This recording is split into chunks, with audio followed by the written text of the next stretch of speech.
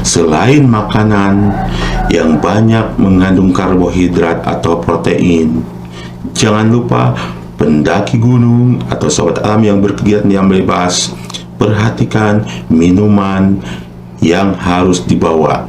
Salah satunya adalah minuman elektrolit untuk mendukung aktivitas kegiatan di alam bebas, yaitu salah satunya adalah mendaki gunung.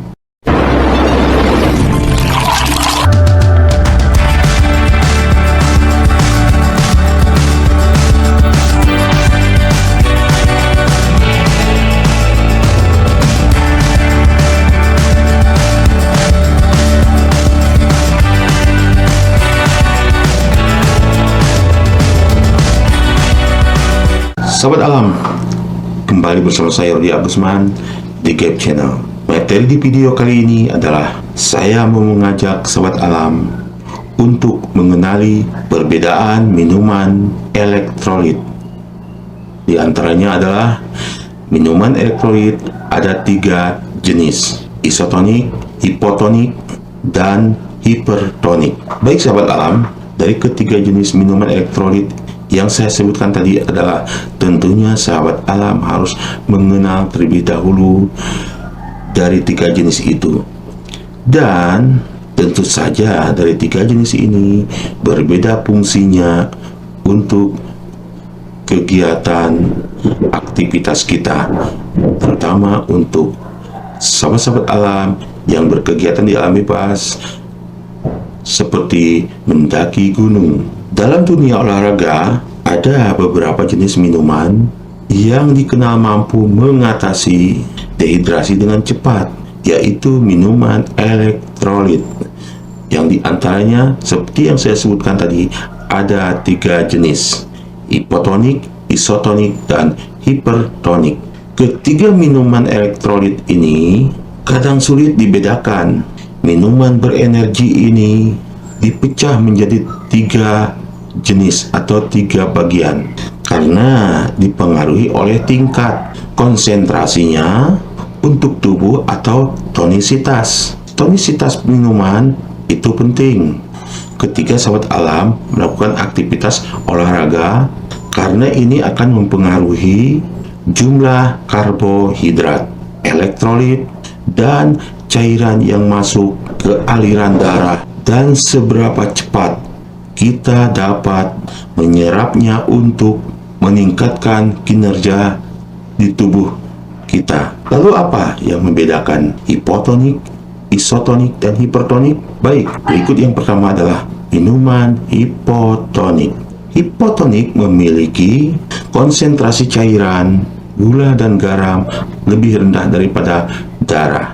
Hipotonik biasanya digunakan hidrasi atau pada latihan yang lebih pendek pada perjalanan panjang dan cuaca panas. Minuman ini cocok untuk sahabat alam yang berkegiatan seperti pesenam, seperti senam aerobik dan kegiatan olahraga ringan lainnya. Dijelaskan Phil Porter, minuman hipotonik memiliki konsentrasi karbohidrat yang lebih rendah, kurang dari 5%, dan garam daripada darah, seperti yang sudah saya sebutkan tadi. Minuman hipotonik berfokus pada dehidrasi, sehingga tidak memberikan karbohidrat atau energi maksimum.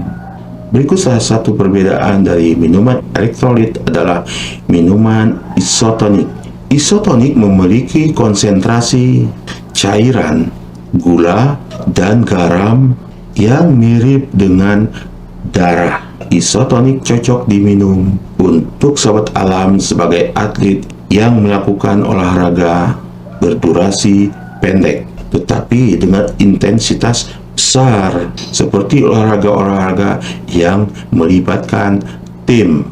Contohnya ya seperti yang kalau melibatkan tim sepak bola, voli, dan sebagainya. Minuman isotonik memiliki konsentrasi air, garam, dan karbohidrat yang serupa kira-kira dengan sebanyak 6-8% dengan darah. Minuman isotonik ini biasanya memberikan lebih banyak energi dan elektrolit daripada minuman hipotonik, tetapi membutuhkan waktu lebih lama untuk memasuki aliran darah. Minuman isotonik adalah sumber karbohidrat untuk memberikan tubuh energi saat berolahraga atau beraktivitas olahraga dan membantu menggantikan cairan dan elektrolit yang hilang melalui keringat. Namun banyak minuman olahraga komersial di pasaran yang bersifat isotonik, tetapi bahan-bahannya sering menunjukkan kadar gula, pemanis dan zat tambahan yang tinggi sehingga dapat menyebabkan kram perut dan kembung. Jadi perlu diperhatikan. Untuk hal ini tentunya saya berharap sahabat alam sebelum membeli salah satu minuman elektrolit untuk melihat kadar kandungan yang ada di kemasan. Tepatkah untuk kegiatan aktivitas kita atau tidak? Jangan terlalu banyak mengandung kadar gula. Jenis minuman elektrolit yang ketiga, saya sarankan untuk sahabat-sahabat alam yang berkegiatan di alam bebas seperti mendaki gunung. Saya rekomendasikan minuman yang cocok untuk sahabat alam adalah minuman hipertonik. Karena apa? Minuman hipertonik memiliki konsentrasi cairan, gula, dan garam lebih tinggi daripada darah. Diabetes.com menjabarkan hipertonik biasanya dikonsumsi setelah latihan atau aktivitas untuk menambah asupan karbohidrat harian dan penyimpanan glikogen otot. Minuman hipertonik mengandung konsentrasi garam dan gula lebih tinggi daripada darah. Dan tentu saja minuman elektrolit jenis hipertonik ini menjadikannya cara yang baik untuk menambah asupan karbohidrat harian sahabat alam atau menambah simpanan glikogen. Minuman ini biasanya digunakan sebagai minuman pemulihan dan sering mengandung protein tambahan. Juga minuman hipertonik memberikan karbohidrat dengan dosis tertinggi dari ketiga jenis minuman elektrolit karena lebih dari 8% kandungan karbohidratnya. Dari semua minuman berenergi atau minuman elektrolit, meskipun tingkat penyerapannya lebih lambat daripada minuman hipotonik atau isotonik, minuman ini masih merupakan cara tercepat untuk menambah cadangan glikogen karena tubuh kita cenderung menyerap cairan lebih cepat daripada makanan padat. Namun saat meminumnya, tubuh mungkin akan mengalami dehidrasi karena lama memindahkan cairan hipertonik dari aliran darah ke usus. Biasanya para atlet atau sahabat-sahabat alam yang berkegiatan di alam bebas banyak menggunakannya bersama minuman hidrasi lainnya.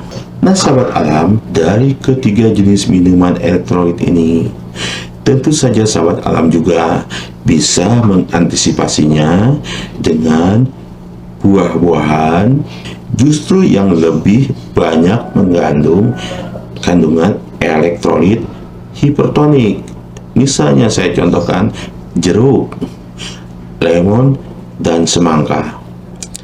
Khusus untuk jeruk, bahkan mungkin semangka,